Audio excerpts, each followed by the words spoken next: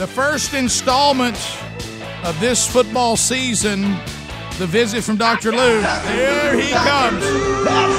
There he comes. The doctor will see you now. How about it, Dr. Lou? Uh-oh. Uh-oh. He's holding up a sign. After signing autographs in the golden ticket seats, I will be taking a 30-second suspension effective right now. Oh. All right, okay. All right, okay, Lou. Okay. That's good, Dr. Lou. Good. Okay. But you 30 seconds. He's really not talking. That's a good start. All right, you got That is a great start. You have 11 more seconds.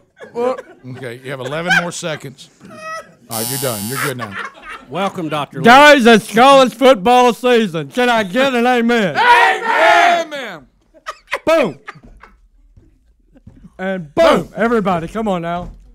And boom. Here we go. Keep it going. Keep it going, guys. And boom. Come on, here we go now.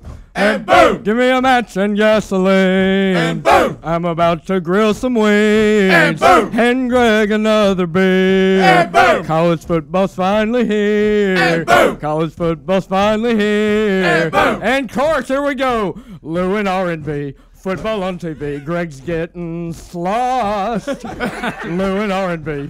Football on TV, Greg's getting sloshed. Okay. Everybody, Lou and R&B. Football on TV, Greg's getting sloshed. Last time, Lou and R&B. Football on TV, Greg's getting sloshed. And boom. And sloshed. And sloshed. Greg's getting sloshed. Yes, that's right. Coach is coming here wound up. Wow, fired up. Hello, incredibly handsome, slightly obese companions. How in the world have you guys been? Oh, we've missed you, buddy. Guys, I feel like the Czars were on the radio the last time I saw you. Oh, goodness gracious, those guys are legends. Guys, I can't tell you how great it is to be back in the Rick and Bubba Plaza and to be here on the first eve of the first weekend of college football. Guys, always a lot is happening all season.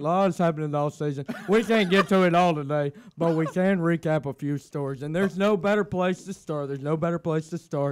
Than up in Pennsylvania at Penn State University. Oh, Dr. Lou. Oh, Lou. Guys, we know actually earlier this year, back in July, one of the sons of former Penn State assistant football coach Jerry Sandusky was seeking to have his name changed. You guys know Yes, this we did that story.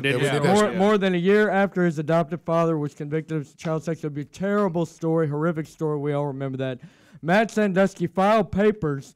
He filed the court papers in July, like I said, to have his name changed. And though the documents for the name change request are indeed sealed, they're sealed. I went and They're what? They're sealed.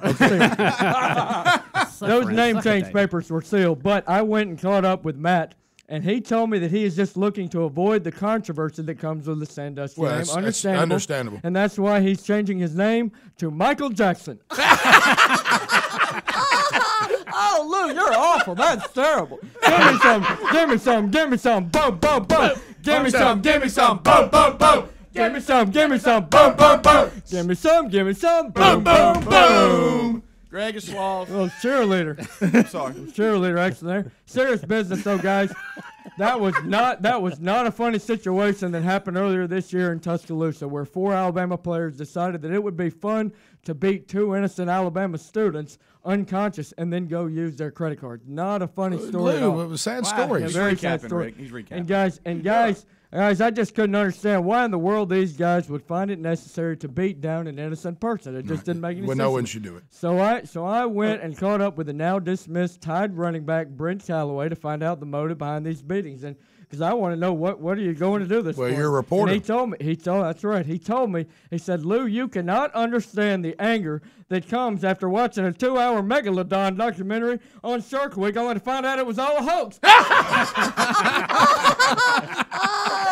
Lou. Oh, I need more laughter. It's all there we go. There we go. Cue the audience. Was that a hoax? Boom, boom. Greg, let me tell you something. That tweet that you sent out during that about did you get it? About wet my pants.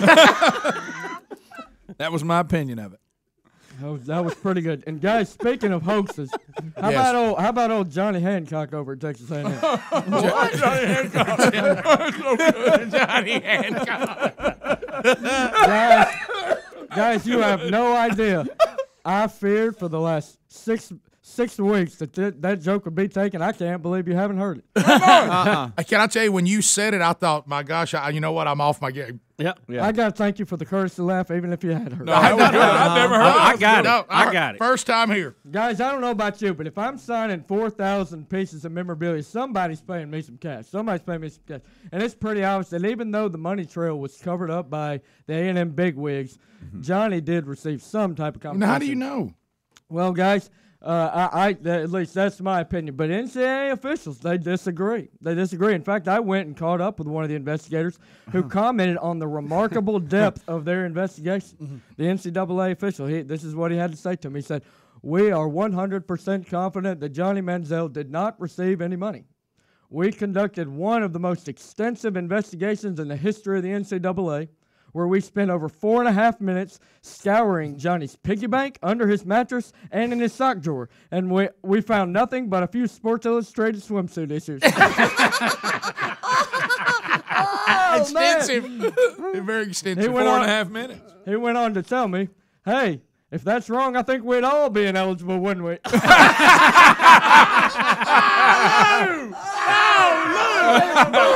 Boom! A bunch of perverts down at the NCAA. Boom! Pow! Greg's getting sloshed. Hey! Slosh! Slosh! My goodness. On ribs. Slosh! How many ribs Plate have you three. eaten? A lot, Plate Rick. three. A whole hog. But he's doing better. Guys, I told you I'll get a pass on this.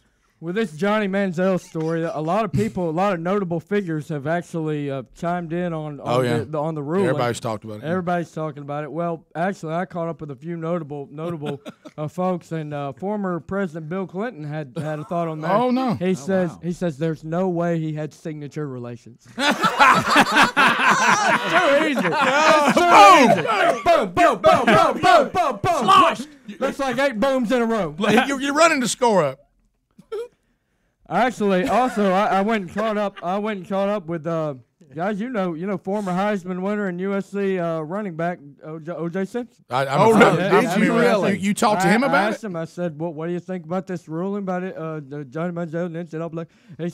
He said, "It's not like the guy killed anybody."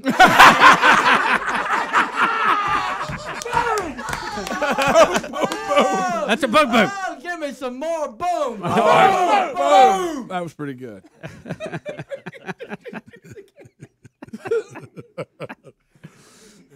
Guys got a couple more. You interviewed a lot of people. You did interview a lot of I people. interviewed a lot of He's been busy. I've He's been busy. Your off season has been productive. For an older man, you're doing very good. busy in the off season. Guys, I actually went and spoke with Cecil the Diesel Newton. Did you? Father and shopper of former Auburn Heisman. About the Manziel thing? Cam Newton. I just asked him. I said, what do you think about this ruling? He said, I thought I was the only one who could pull that off. Well done, Johnny. Boom, boom, boom. Shotguns. Stereo. Whoa. He just sucked out of his seat. As if he could be shorter.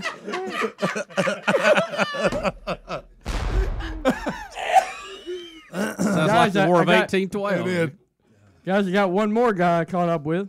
I think you'll be familiar with this guy. Head Alabama football coach Nick Saban. Well, they'll play him third week. Asked him about the ruling. He had this to say: Johnny's gonna wish he got paid come September 14th. Almost stumbled over it. Boom! Only one boom. Well, Just a stumble. Yeah. Well, guys, I haven't prepared quite as much this time, but I did want to share a massive college football secret on a big decision coming down. Oh, really? Coming down here in the near future. But I've been informed by Billy Graham Ministries not to divulge that information. That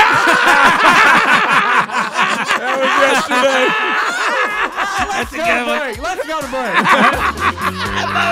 break. Boom, boom. Dr. Lou with us. He just had his debut stop here on the program. Now, he did signed some autographs in the golden ticket seat, so had to take a 30-second suspension for the NCAA, but then was able to play after that. So That way to discipline yourself there, Doc. That showed discipline, Doc. It did. Guys, I just, it's just one of those things. You can't just cheat and expect to get away with it. Just expect to just not, for anybody not to care. But I'll tell you something. It's just good to be back here. I totally Very agree. well said. Well said. Now, Dr. Lou, I have to ask you, because after the national championship Bubba, you're going to game- go back to that. Well, I knew that Dr. Lou was excited that Notre Dame was back, but I tried to call him after the show, after the game, and I was unable to get in touch with him for several days. And I didn't know if he was dodging me or what. Guys, it was such a nail biter. It took me a few days to get over it. A couple calls go our way. The game is completely different. I mean, I see a couple missed tackles, a couple missed catches down the field, and I think we're right in the middle of that game. Yeah, you about covered it all. Yeah, that right there is why we went to the BCS computers, and I know we're getting rid of them after this year, but I'm gonna tell you, I think the computers, for the most part, have done a pretty good job. Yeah. Boy. The thing is, I see the University of Notre Dame Fighting Irish probably pulling out some big wins this year, including every game that they play on the field. Including.